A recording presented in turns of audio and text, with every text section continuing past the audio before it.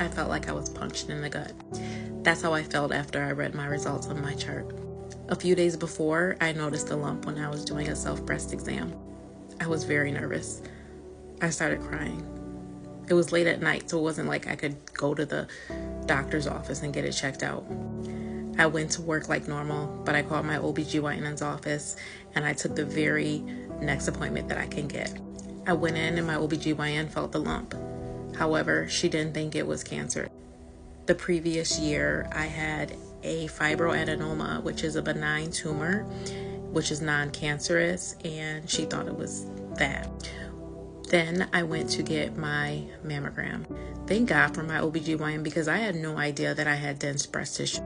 The doctor walks into the room and she's like, your mammogram looks beautiful.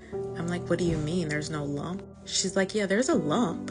There's a lump, but she only saw it on the ultrasound. She saw it on the ultrasound. She's like, well, we're going to need to biopsy this to see what this is. We need to make sure this is not cancer. It could be a cyst. It could be another benign tumor, but we won't know until we biopsy it. She did the biopsy and she said she'd give me a call the following day. Results are always posted in my chart, so throughout the next day, I was waiting to get an email saying that my results were in. I just knew it was going to be another fibroadenoma, another non-cancerous tumor.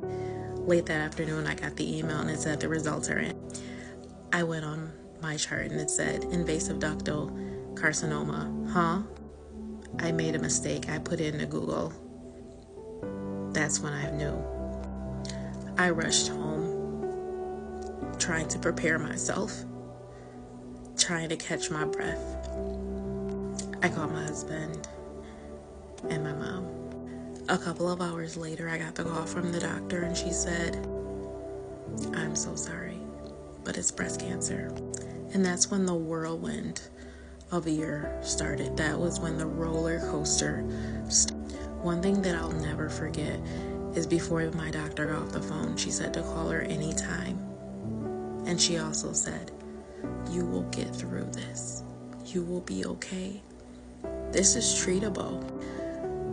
From then on, I had countless appointments, blood work, MRIs, scans, appointments with my oncologist, appointments with my surgeon.